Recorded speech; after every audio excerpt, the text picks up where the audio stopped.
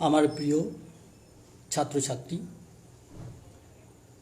তোমাদেরকে আমার প্রাণের শহর চাকদার পক্ষ থেকে জানাই আন্তরিক শুভেচ্ছা ও অভিনন্দন।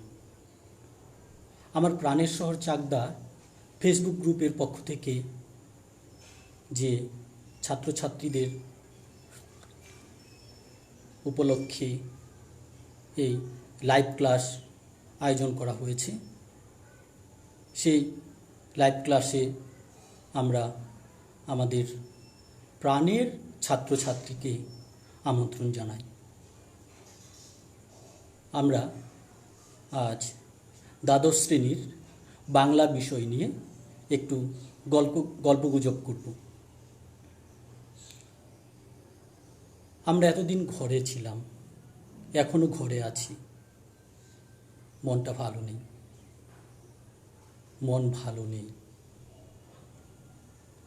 মন ভালো না থাকলেও কিছু কিছু বিষয় আমাদের করতেই হয়, আর সেটা আমরা পড়াশোনার মাধ্যমে, গল্পের মধ্য দিয়ে, কবিতার মধ্য দিয়ে বিভুই দেশে বিভুই আমরা কল্পলোকে পৌঁছে যেতে পারি।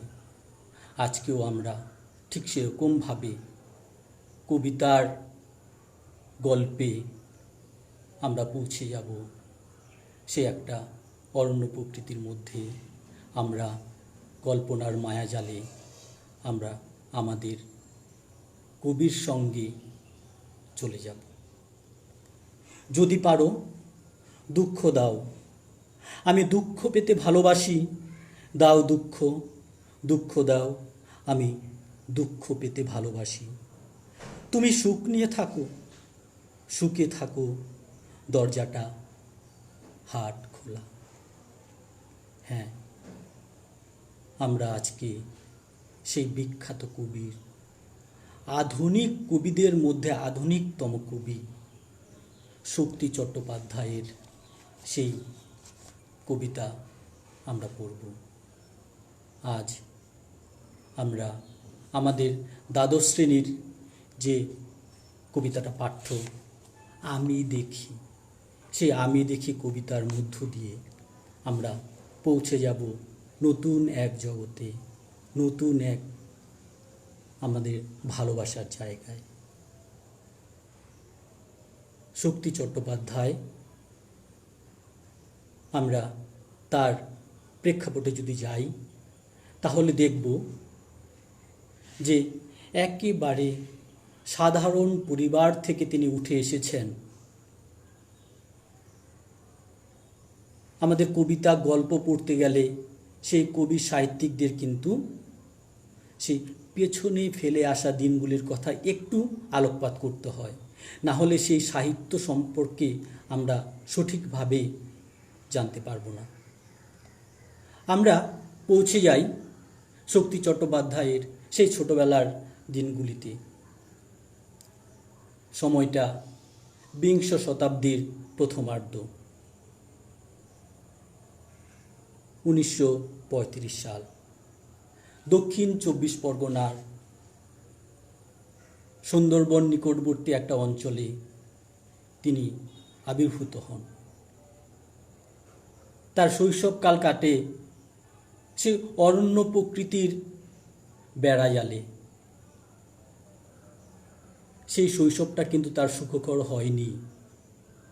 মাত্র 7 বছর বয়সেই তার পিতৃবিয়োগ হয়। সেই কঠিন বাস্তবের মধ্য দিয়ে তার জীবনটা কিন্তু অতিবাহিত হতে শুরু করেছে একেবারে তার জীবনের সূচনা লগ্ন থেকেই।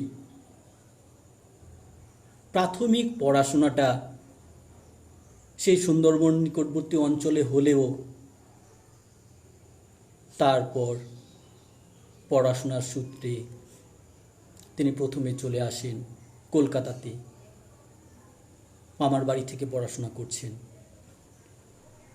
পড়াশোনার মধ্যেও ছিল তার একটা বৈচিত্র্য। তিনি একটা জায়গায় স্থির থাকতে পারেননি, এক একটা বিষয় নিয়ে তিনি পড়াশোনা করেছেন। কখনো তিনি কমার্স নিয়ে ভর্তি হয়েছেন, শেষ করতে পারছেন না, তারপরে নিচ্ছেন বাংলা, কখনো ইংরাজি, কিন্তু কোনোটাই তিনি সম্পূর্ণরূপে সমাপ্ত করতে পারেননি। তখন তার মধ্যে একটা ধারণা চলে আসলো, এই কেতাবি পড়াশোনা কিছু ডিগ্রি নিয়ে এসে আমার এই ভার বহন করতে ভালো লাগছে না, আমি এই সমস্ত ভারগুলি বর্জন করে দিই। তখন তার চাহিদার জন্য, তার সাহিত্যের জন্য তিনি নতুন করে পড়াশোনা করা শুরু করেছেন, তিনি লিখতে শুরু করেছেন। কিন্তু লেখার মধ্যেও অনেক প্রতিবন্ধকতা তার চলে আসে, কেননা আগে পেটে তো থাকতে হবে, তারপরে আমরা আমাদের সাহিত্যকর্ম প্রতিফলিত করি। তার কর্মজীবনে আমরা দেখব, কখনো কোম্পানিতে তিনি কাজ করেন, সরকারি হিসাবে কাজ করেন, ম্যানেজারি হিসাবে কাজ করছেন। তিনি বিভিন্ন বিজ্ঞাপনদাতার অফিসেও কিন্তু তিনি কাজ করেছেন। আবার তিনি বিভিন্ন পত্রপত্রিকার সঙ্গে যুক্ত হয়ে গেছেন। তিনি যখন একটা সাহিত্য পত্রপত্রিকার সঙ্গে যুক্ত হয়ে যান, তারপর থেকে কিন্তু তার জীবনের চাকা অন্য পথে ঘুরতে শুরু করে। তিনি শুরু করে দেন তার সেই সাহিত্য, সেই সাহিত্যের যে একটা সমুদ্র, সেই সাহিত্যের সমুদ্রে তিনি সন্তরণ করতে করতে তিনি পৌঁছে যান আমাদের মানস কোঠা, আমাদের পাঠক সমাজের মনে তিনি কিন্তু এখনো সন্তরিত হয়ে আছেন। আমরা দেখব তিনি কিভাবে গল্প কবিতায় প্রবেশ করেছেন। প্রথম অবস্থায় তিনি কিন্তু গদ্য বিষয়টাকে একটু অ্যাভয়েড করেছিলেন। গদ্য বিষয়টা তিনি যেন একটু নিচু হিসাবে দেখেছিলেন, পদ্য বা কবিতাকে তিনি উপরে স্থান দিয়েছিলেন। কিন্তু পরবর্তীকালে তিনি বুঝতে পেরেছিলেন যে না, গদ্য পদ্য আমাদের সাহিত্য যে সম্ভার, এটা দুটো বিষয়ই একে অপরের পরিপূরক। তার প্রথম কবিতা প্রকাশিত হয়, সেই কবিতাটার নাম হচ্ছে যম। সেই যম কবিতা প্রকাশিত হয়। তিনি উপন্যাস লিখেছেন, সেই উপন্যাসের জগতেও তার প্রথম উপন্যাসটা হচ্ছে কুয়োতলা। তিনি ঔপন্যাসিকের থেকে আমরা কবি হিসাবে যেন তাকে আরও বেশি করে চিনি, জানি। তার বিখ্যাত যে দুটি কাব্যগ্রন্থ, আমাদের এই কাব্যগ্রন্থ থেকে এটা সংকলিত, অঙ্গুরিতোর হিরণ্যজল, আর একটা হচ্ছে যেতে পারি কিন্তু কেন যাব। এছাড়াও তার কিন্তু আরও অনেক কাব্যগ্রন্থ রয়েছে, ধর্মে আছো, জিরাফে আছো, এরকম তিনি গল্প, কবিতা, উপন্যাস রচনা করেছেন। আমাদের এই কবিতাটা প্রথমে সংকলিত হয় অঙ্গুরিতোর হিরণ্যজল এই কাব্যগ্রন্থ থেকে। তার কয়েক বছর পরে কবির আরেকটা বিখ্যাত কাব্যগ্রন্থ, যেটার নাম বলেছি যেতে পারি কিন্তু কেন যাব, এই কাব্যগ্রন্থ প্রকাশ হওয়ার সঙ্গে সঙ্গে দেখি যে আমি দেখে কবিতাটা ওইখানে সংকলিত রয়েছে। তাহলে ছাত্রছাত্রীদের বলবো, তোমরা যে কোনো একটা কাব্যগ্রন্থ লিখলেই পারো। পরীক্ষায় যদি আসে যে আমি দেখি কবিতার মূল গ্রন্থের নাম কি বা কাব্যগ্রন্থের নাম কি, তখন তোমরা অঙ্গুরিতোর হিরণ্যজল এই কাব্যগ্রন্থটা লিখলেও হবে। আবার যদি তোমরা লেখো যে যেতে পারি কিন্তু কেন যাব, দুটোই ঠিক। এবার কেউ যদি দুটোই লেখো, যে প্রথমে অঙ্গুরিতোর হিরণ্যজল এই কাব্যগ্রন্থে প্রকাশিত হয়, পরবর্তীকালে যেতে পারি কিন্তু কেন যাব এই কাব্যগ্রন্থতে সংকলিত হয়েছে, তাহলে আমরা এই কবিতার রস আস্বাদনের দিকে আমরা অগ্রসর হই। ছাত্রছাত্রীদের বলবো তোমরা বইটা সামনে রাখবে, কেননা প্রত্যেকটা লাইন ধরে আমরা আজকে আলোচনা করব। দেখো,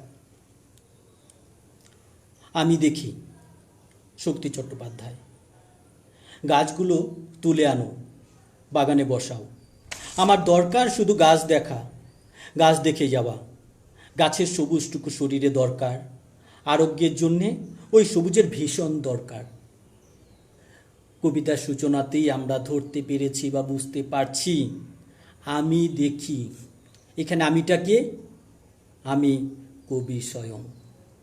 কবি নিজে দেখছে, কিন্তু নিজের মধ্য দিয়ে সমস্ত পাঠক সমাজকে এবং আমাদের সমাজের যে অন্যান্য সাধারণ মানুষ রয়েছে সবাইকেও বলছে, সবার চাহিদাও কিন্তু এই বিষয়টা যে আমি দেখি, আমরা দেখি, আমরা আমাদের চাহিদার জন্য আমরা কিন্তু আপ্রাণ চেষ্টা করব। তাহলে গাছগুলো তুলে আনো, বাগানে বসাও। প্রথম লাইনে বুঝতে পারছি একটা পরিবেশ, একটা অরণ্য, গাছপালা নিয়ে কবিতাটা। বর্তমান সমাজে আমরা যান্ত্রিকতায় আবদ্ধ হয়ে গেছি, যান্ত্রিকতার শীর্ষবিন্দুতে পৌঁছে গেছি। সেই যান্ত্রিকতাটাকে আরও বেশি করে আমরা অক্টোপাসের মতো আষ্টে পৃষ্ঠে ধরে রেখেছি। আর সেটাকে করতে গিয়ে আমাদের যে বসুন্ধরা, আমাদের যে সবুজ উদ্ভিদ, সেইগুলিকে ধ্বংস করছি। আমাদের অজান্তেই ইট কাঠ পাথরের একটা স্তূপ তৈরি করে ফেলেছি। আগে যেখানে ছিল সবুজ বাগান, সেইখানে এখন হয়ে গেছে বড় বড় অট্টালিকা। তাই আমাদের সবার প্রিয় কবি, পরিবেশ সচেতন কবি, তিনি কিন্তু একটা আক্ষেপ প্রকাশ করছেন। কেননা এই সভ্যতা যদি সবুজ না থাকে, সভ্যতা থেকে সবুজ যদি ধ্বংস হয়ে যায়, তাহলে সমাজ কিন্তু একদিন রসাতলের দিকে চলে যাবে, শেষ হয়ে যাবে আমাদের মানব সভ্যতা।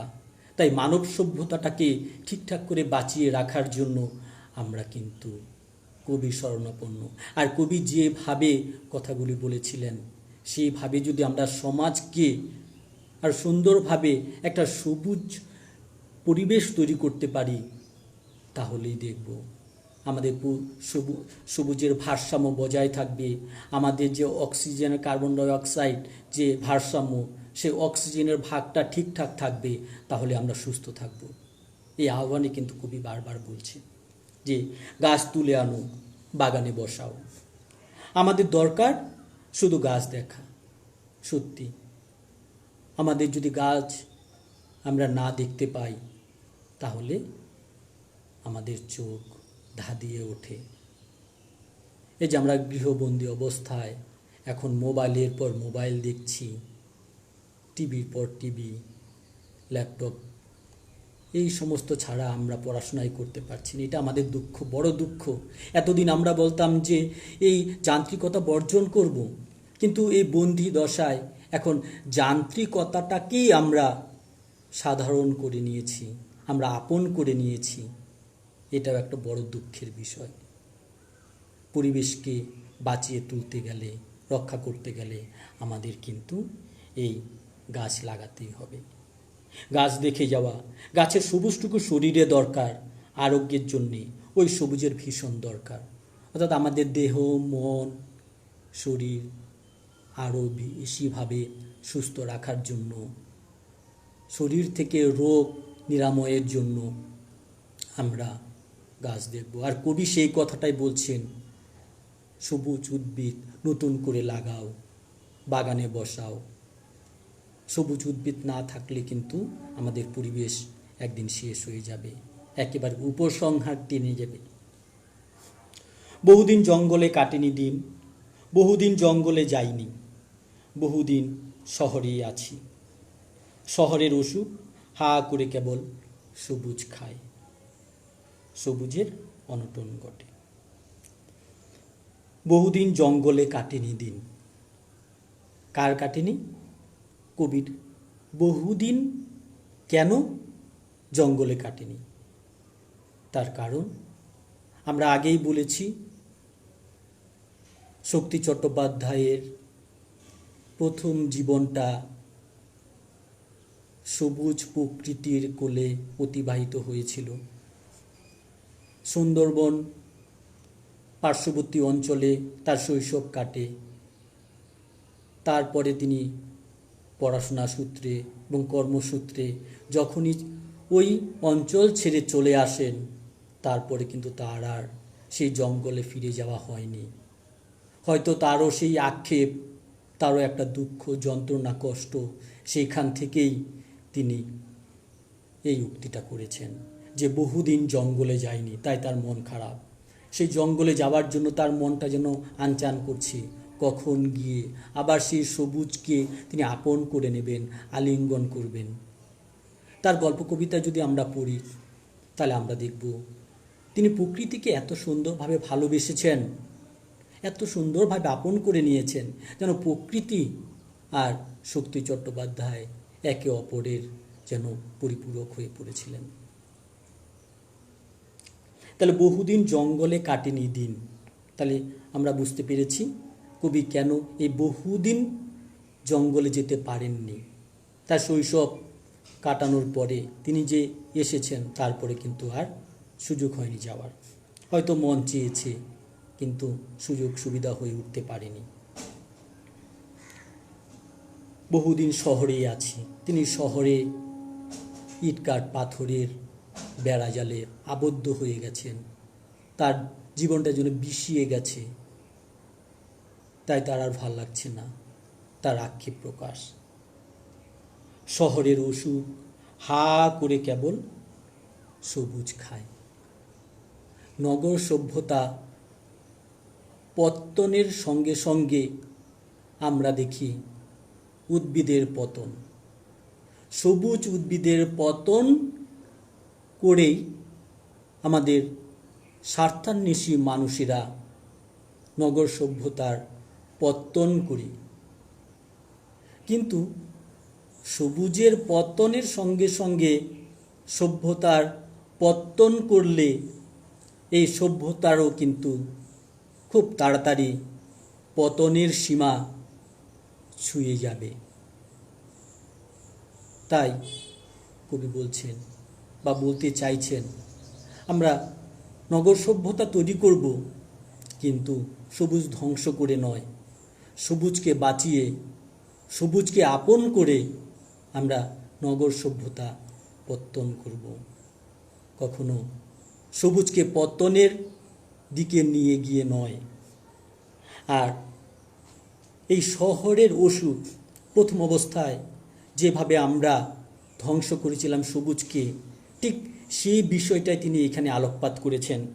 শহরের অসুখ হা করে, অসুখ মানে কি? একটা ব্যাধি। তাহলে শহরের একটা ব্যাধি রয়েছে, সেই ব্যাধিটা হচ্ছে যত সবুজ গাছপালা রয়েছে সে ওইগুলিকে গ্রাস করে নিচ্ছে, খেয়ে ফেলছে, ধ্বংস করে ফেলছে। আর এই ধ্বংস করার সঙ্গে সঙ্গে আমাদের যে সমাজ, আমাদের যে পরিবেশের মধ্যে ভারসাম্যের অভাব ঘটছে। অক্সিজেন, কার্বন ডাইঅক্সাইড এবং অন্যান্য গ্যাসের যে একটা আমাদের অনুপাত রয়েছে, সেই অনুপাতটা ক্রমশ তোমার কখনো নামছে, কখনো উঠছে।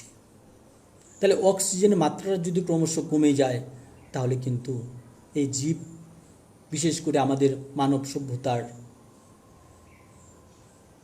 পতনের ঘণ্টা বেজে যায়। তাই সেই অসুখ থেকে বিরত থাকতে কিন্তু আমাদের বিরত করতে হবে। তাহলে শহর তৈরি করতে গেলে যেভাবে আমরা গাছপালা কেটেছি এতদিন পর্যন্ত, এবার নতুন করে কিন্তু সেই গাছপালা আমাদের লাগাতে হবে। আর শহর তৈরি করতে গেলে তার পাশাপাশি আমাদের দেখতে হবে যে কোথায় গাছপালা না কেটে আমাদের এই শহর তৈরি করা যায়, সেই দিকে কিন্তু আমাদের নজর রাখতে হবে। তাহলে শহরের অসুখ হা করে কেবল সবুজ খায়, সবুজের অনটন ঘটে। তাহলে যখনই সবুজ ধ্বংস করে শহর নগর সভ্যতার পত্তন হচ্ছে, তখনই আস্তে আস্তে দেখা যাচ্ছে অনটন, মানে অভাব। কিসের অভাব? সবুজ উদ্ভিদের অভাব। তাই কবি বলছেন সবুজের অনটন ঘটে।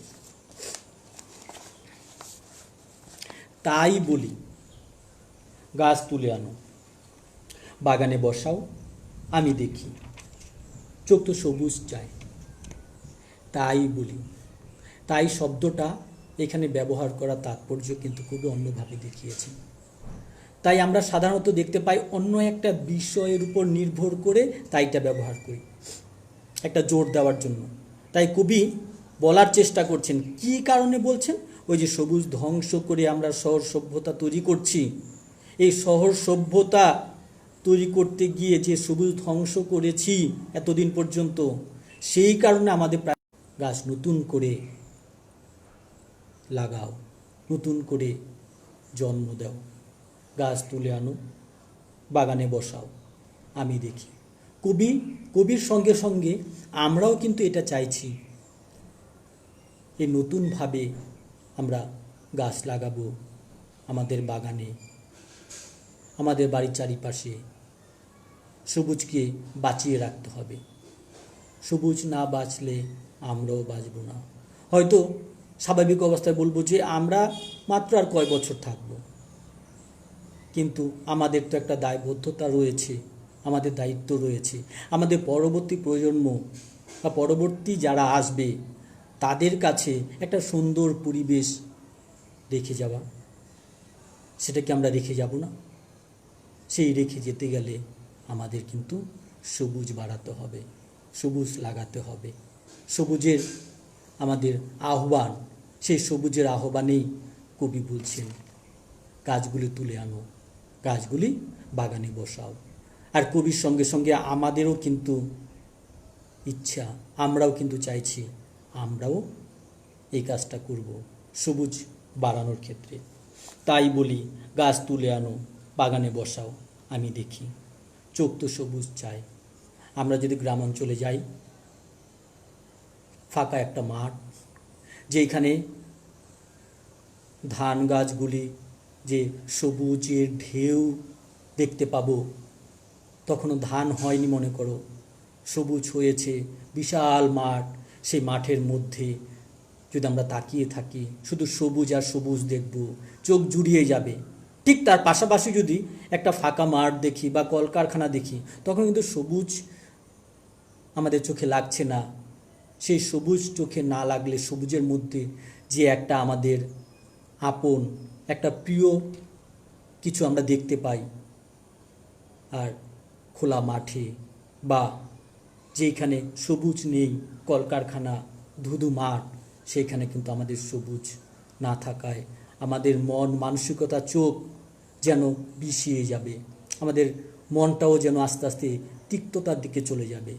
তাই কবি বলছে, কবির সঙ্গে সঙ্গে আমরাও কিন্তু পরখ করব যে সত্যি সত্যি তো সবুজের দিকে যদি আমরা তাকাই, আমাদের মন প্রাণ সবই যেন ভরে ওঠে, আমাদের মনের মধ্যে গেয়ে ওঠে গান, আমাদের মনটা যেন উঠতে উঠতে থাকে, একটা মনের মধ্যে পবিত্রতা জাগে। তাই বলি, গাছ তুলে আনো, বাগানে বসাও, আমি দেখি। চোখ তো সবুজ চাই, চোখ সবুজ, সেই সবুজের আহ্বানে কবি করছেন। দেহ চাই সবুজ বাগান, শুধু চোখ নয়, আমাদের দেহেও কিন্তু, অর্থাৎ আমরা সবুজের সঙ্গে যেন আলিঙ্গন করতে চাই, সবুজ যেন আমাদেরকে আপন করতে পারে। আমরা সবুজকে আপন করব, তাহলে সবুজও আমাদের আপন করে নিতে পারবে। যদি একে অপরকে ভালোবাসি, তাহলে সবুজের থেকে যে আমরা অক্সিজেনটা পাবো, সেই অক্সিজেন পেয়ে আমরা কিন্তু সুস্থ থাকব। তাই ডাক্তারবাবুরা বলেন যে না, তোমার এই পরিবেশটা এখন ঠিক হচ্ছে না, তোমাকে যেতে হবে সে একদম যেখানে পিওর অক্সিজেন থাকবে, বিশুদ্ধ অক্সিজেন। আমাদের এই শহর অঞ্চলে বিশুদ্ধ অক্সিজেন নেই, তাই শুধুমাত্র সুস্থতার কারণে আমরা পাড়ি দিই বিভিন্ন পাহাড়ি অঞ্চলে বা যে সমস্ত জায়গা শুধু সবুজ আর সবুজ গাছপালা রয়েছে, অরণ্য রয়েছে, সেই অরণ্যের কোলে আমরা ফিরে যেতে চাই। তাহলে ওইখানে গেলেই আমাদের যেন মনে প্রশান্তি আসে, আমাদের শরীরটা আস্তে আস্তে ঠিক হয়ে যায়, আমরা সুস্থতার দিকে এগিয়ে যাই। তাহলে দেহ চাই সবুজ বাগান, একই কথা আবার বলছেন কবি, গাছ আনো, বাগানে বসাও, আমি দেখি। অর্থাৎ গাছ ছাড়া আমাদের গতি নেই। সবুজ গাছ যেন কবি আমাদের বাড়িতে, আমাদের বাগানে, সমস্ত জায়গায় ছড়িয়ে দিতে চাইছেন। আমরা কবির সঙ্গে সঙ্গে আমরাও কিন্তু চাইব আমাদের চারিপাশটা সবুজের যেন একটা বাগান তৈরি করতে পারি। এই আহ্বানে কবি করছেন আমি দেখি কবিতার মধ্যে। তাহলে আমি দেখি কবি কি দেখতে চেয়েছেন? কবি দেখতে চেয়েছেন সবুজের মেলা। সবুজ যে নতুন করে আমরা সবুজকে উদ্বুদ্ধ করছি, সবুজকে আমরা আনছি, সেই সবুজের আহ্বান করছেন কবি। কবি আমাদের পাঠক সমাজকে বলছেন তোমরাও সবুজ বাড়াও, অন্য কোথাও যদি না পারো নিজের বাড়িতে আনো, আমার বাড়িতে আনো, বাগানে বসাও। সেই সবুজ দেখে আমার দেহ প্রাণ মন আবার ঠিক হয়ে যাবে, সেটাই বলছেন কবি। তাহলে আমি দেখি এই কবিতাটার মধ্য দিয়ে যে ধরনের প্রশ্ন আসবে তোমরা অবশ্যই সেগুলি করবে, যেটা আমি আলোচনা করছি। প্রথমত এই কবিতাটা যদি পারো তাহলে মুখস্থ করে নেবে। যদি মুখস্থ না হয় এত চাপ নেওয়ার একদম দরকার নেই। তাহলে কি হবে, কবিতাটা খুব ভালো করে পড়ে মূল বক্তব্য একেবারে নিজের ভাষায় খাতার মধ্যে লিখে নেবে। নিজের ভাষায় যখনই নিজের ভাষায় কবিতাটার মূল বক্তব্য লিখে ফেলবে তখনই দেখবে কবিতার মধ্যে যত জটিলতা আছে তুমি নিজেই কিন্তু সলভ করতে পারছো। তারপরে তুমি তোমার মতো করে ছোট ছোট প্রশ্ন করবে, ছোট ছোট প্রশ্ন করে তুমি উত্তর দেবে। যেরকম একটা উদাহরণ আমি দিচ্ছি, গাছগুলো তুলে আনো, বাগানে বসাও। এই কথাগুলি কে বলেছেন? বা এর সঙ্গে সঙ্গে যদি আরেকটু প্রশ্ন দিয়ে দেয় কে কাদের উদ্দেশ্যে বলেছেন, তখন বলতে পারবে, উত্তরটা দেবে কবি শক্তি চট্টোপাধ্যায় আমি দেখি কবিতায় কবি নিজে এই কথাগুলি বলেছেন। কাদের উদ্দেশ্যে বলেছেন? পাঠকদের উদ্দেশ্যে তথা সমাজের সাধারণ মানুষদের উদ্দেশ্যে তিনি বলেছেন। দেখো শেষ। তাহলে অনেকে কিন্তু আবার কি করি আমরা, যে প্রথম অবস্থায় যখন এক নম্বরে উত্তরে লিখি, প্রথমে একটা লাইন দিয়ে কোথা থেকে নেওয়া হয়েছে, কার লেখা, মূল গ্রন্থের নাম কি, এটা দিয়ে পুরো ভরিয়ে ফেলি। ওই রকমভাবে করার দরকার নেই, কিন্তু আমরা উৎস এক লাইনের মধ্যেই করে দিয়েছি। দেখো কিভাবে বললাম, যে আমি শক্তি চট্টোপাধ্যায়ের, কবি শক্তি চট্টোপাধ্যায়ের আমি দেখি কবিতায় কবি নিজেই এই কথাগুলি বলেছিলেন। কাদের উদ্দেশ্যে? পাঠক, সাধারণ পাঠকদের উদ্দেশ্যে, বা পাঠক তথা সমাজের সাধারণ মানুষদের উদ্দেশ্যে। তাহলে দেখো একটা বাক্যের মধ্যে কিন্তু আমাদের উৎস কে কাকে বলেছে হয়ে গেছে, আলাদা করে দরকার নেই। তাহলে আমাদের এইখান থেকে যে ধরনের প্রশ্ন আসবে, প্রথমে এমসিকিউ কোশ্চেন আসবে, তারপরে শর্ট টাইপ কোশ্চেন আসবে, তারপর আমাদের 5 নম্বরের প্রশ্ন আসবে। এমনকি আমাদের লাইন তুলে কিছু শূন্যস্থান পূরণও দিয়ে দেয়। তাই আমি বলছিলাম যে কবিতাটা মুখস্থ করে নেবে। তাহলে যদি শূন্যস্থান পূরণের কথা বলে, একটা শব্দ অমিট হয়ে গেছে, একটা শব্দ দিচ্ছে না, তখন একই শব্দ ঘুরিয়ে ফিরিয়ে আসছে বা কাছাকাছি, তখন কিন্তু আমাদের মধ্যে দ্বন্দ্ব বেঁধে যায়। তাই মুখস্থ যদি থাকে তাহলে কিন্তু আমাদের এই সমস্যাটা হবে না। তাহলে এইভাবে আমরা শর্ট টাইপ কোশ্চেন নিজে উত্তর করব, নিজে প্রশ্ন করব, তাহলে অবশ্যই আমরা বুঝতে পারবো, আমাদের আর সমস্যা হবে না। এবার বড় প্রশ্ন কিভাবে আসতে পারে, ধরো শহরের অসুখ হা করে কেবল সবুজ খায়। শহরের অসুখটা কি, আর শহরের অসুখের কারণে আমাদের মানব সভ্যতার কীরকম ক্ষয়ক্ষতি হয়ে গেছে, এটা একেবারে 5 নম্বরে দিতে পারে। আর যেটা বেসিক কোশ্চেন, আমি দেখি কবিতার নামকরণের সার্থকতা বিচার করো। তাই বলি গাছ তুলে আনো। তাই শব্দটির মধ্য দিয়ে কবি কি বলতে চেয়েছেন, অথবা ঘুরিয়ে দিতে পারে তাই শব্দটা কবি কোন অর্থে ব্যবহার করেছেন বা কেন ব্যবহার করেছেন।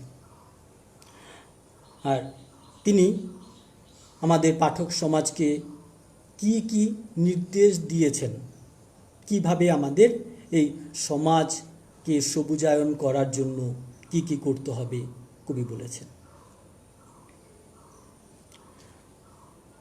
আমাদের এই কবিতার মধ্যে চোখ কি চায়, দেহ কি চায়, এইভাবে ছোট ছোট প্রশ্ন কিন্তু আসবে। আর সার্বিক প্রশ্ন আবার দিয়ে দিতে পারে যে আমি দেখি কবিতার মূল বক্তব্যের মধ্য দিয়ে আমাদের সমাজের যে একজন পরিবেশ প্রেমিক হিসাবে আমরা কবির মধ্যে দেখতে পাই তার বৈশিষ্ট্যগুলি, সেটা খুব সংক্ষেপে আলোচনা করো। এটাও কিন্তু আমরা পুরো কবিতা জুড়ে লিখতে পারবো। তাহলে আমরা আমি দেখি কবিতা এইভাবেই আজকে পড়লাম। এরপরে যদি তোমাদের কোনো রকম সমস্যা থাকে আমি দেখি কবিতার মধ্যে, তাহলে তোমরা অবশ্যই আমাকে জানাবে।